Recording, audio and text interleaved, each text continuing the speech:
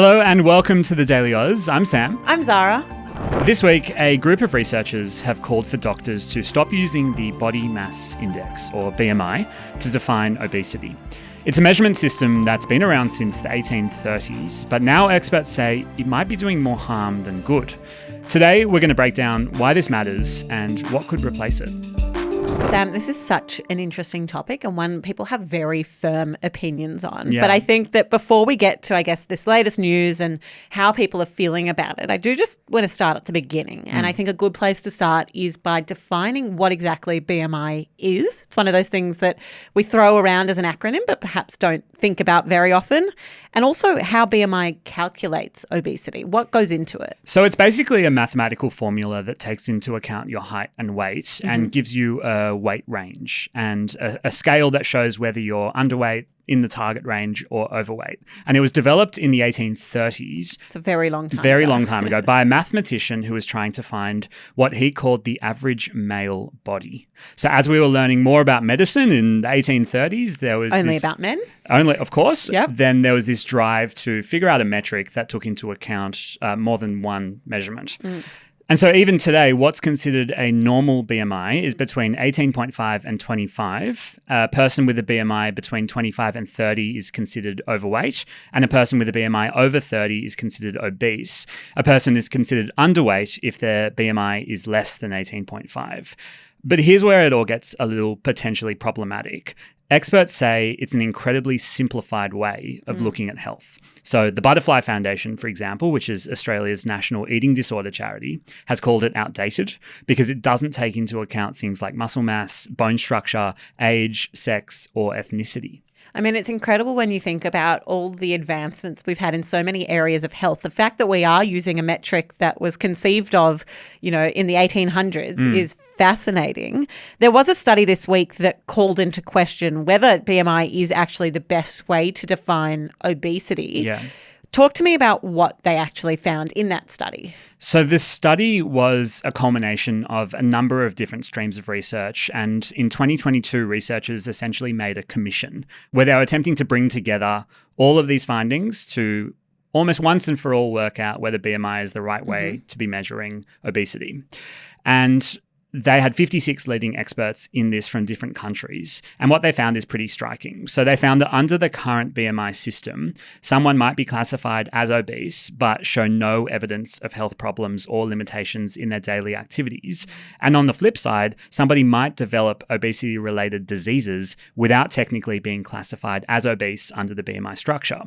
And if you expand it beyond that study and look at analysis from other sources over the years, including Harvard University has done a lot of work in this space, then other issues are raised. The fact that a BMI calculation doesn't take into account whether you're pregnant, an athlete with large muscle mass, and that historic calculations were not only, as you said before, based on the average male, but the average white male. And now we know that body composition can vary a lot by race and ethnic group. So I guess if you were to bundle up these findings really simply, it's taking something very complex and trying to make it simple, but potentially failing. Okay, so there has been recognition that perhaps the system that we've been using for hundreds of years is falling short at the moment and that it is oversimplifying a complex matter, as you said. But there needs to be some sort of indication as to how somebody's health is faring. What are these researchers proposing could be in place of BMI, for example? So they haven't agreed upon what measurements specifically should be taken to define obesity, whether it's waist measurements, bone density, body fat percentage, height, weight, multiples of that, etc. But what they have said with some clarity is the definitions of obesity. And they've got two different definitions. They've got preclinical obesity and clinical obesity. And so to clarify, that's because the current definition is so closely linked to BMI? Exactly. Okay, and so they're separating this and they want new definitions of how someone can be classified as obese. Yeah, and they've kind of done away with the term overweight as well. So they're replacing it with this term preclinical obesity, and that would be considered a risk factor for diseases. Clinical obesity would be treated as a standalone illness caused by how body fat affects organs and tissues. And so instead of just using BMI, they want doctors to be looking at a whole range of measurements, things like waist circumference, actual body fat measurements, or something called the waist to height ratio. They don't have clarity on which one should be the universally recognized measurement. Essentially, it's about having as many measurements as possible and as many indicators as possible. But I guess the issue that lies with that is that with BMI, there is an agreed upon universal way of measuring this, and it's accessible, it's understandable. It's super easy. And it's easy, but I guess that's one of the shortfalls. Yeah. But there's no consensus on what replaces it. So where does that leave us? Where does that leave health practitioners? Hello, Billy here from TDA. We have just looked at our YouTube analytics and 95% of you who are watching our videos aren't subscribing. If you want to help independent media like us grow, the best way you can do that is by pressing subscribe. Thank you so much, and back to the video. Well, I think the research recognized that convenience is a large part of why BMI is so popular. If you Google BMI calculator, you're given hundreds of different calculators, which all get the same inputs, and they're very easy to measure inputs, weight and height, that kind of thing. But it does lack the nuance that they're looking for here. And it's really important because the output of all of this is that some people might be getting unnecessarily limited in their access to certain kinds of healthcare, while others might have their real health issues overlooked. So let's say that there's an insurance company that offers a particular type of cover to those who, by the BMI standards, are classified as obese. Yeah. There might be somebody who doesn't fit that BMI classification who misses out on particular coverage, even though by other measurements, they've got obesity-related health issues.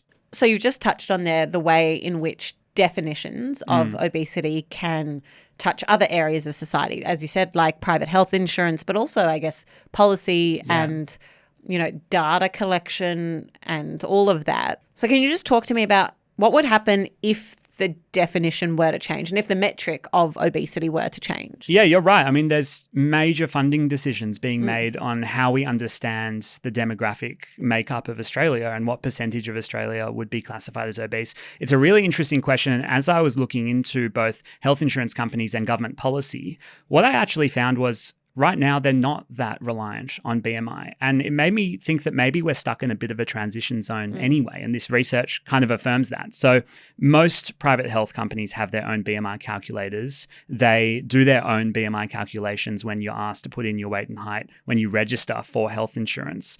And they're all caught in that tension, I think. So I looked at Bupa, for example. They've got their BMI calculator on the same page as an article about the problems with BMI calculations.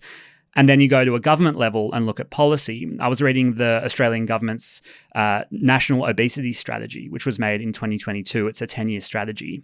In the 84-page document, BMI is only mentioned once. And it's only mentioned once in a list of resources that could be offered to the general public as an easy way to track health. A change in the wide-scale use of BMI potentially wouldn't have that much of an impact on the way our health insurance or government policy systems work. I think it would more in the way that we talk about this topic. I'm keen to understand how the healthcare industry or community has responded to this. What have we heard? So Dietitians Australia came out strongly in support of the research this week. Their president, Dr. Fiona Willer, made an interesting point about how people in larger bodies often have their health concerns either ignored or automatically blamed on their weight. And so they're particularly supportive of moving to what they call a more modern approach that brings in those factors that we've talked about. Okay, so we've had this body of research released. It's identified an issue with the way that we are talking about defining, measuring obesity. Yeah. It has put forward some suggestions about changing the way that this is defined, but hasn't got any, I guess, agreed upon or universal ways to change that metric of BMI. Where does that leave us?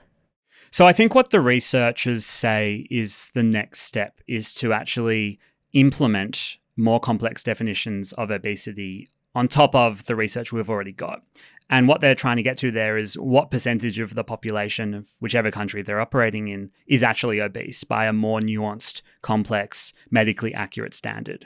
Once they have that data that gives a more accurate portrait of how the population is health-wise, that's when they want to then do further research into other options for measurement that are available. I have to say that this next part of the project, I think, for them is going to be complicated because how do you bring in other factors of health amongst a population that's already been told they are obese or not? It's going to take a lot of, closed experimentation on working out health outcomes and whether there's a particular pattern in people who have a certain type of heart disease and whether that was related to one measure of obesity that was available and not used. It's complicated. And that's why I think it's taken 48 bodies from 48 different organizations to come together for this sort of research. But I do think that the overarching theme of all of this in terms of the next steps is a broader change in how we all think about obesity. And the goal that they have set for us is to move away from a one-size-fits-all approach. And that's, as I said, already happening on a government policy level. But we all need to be thinking about how to represent a more complex picture of human health. And of course, we're talking about obesity today, but that same kind of nuance-based evidence approach can be applied to all sorts of different health conditions across the spectrum. So, Sam, thank you for taking us through that and for explaining more on this really significant research. Thanks, Zara. Thank you for joining us for another episode of The Daily Aus. If you learned something new from today's episode, why not send it to a friend? It's the way that our independent media company can grow, and we so appreciate your support. We'll be back again this afternoon with the headlines, but until then, have a great day.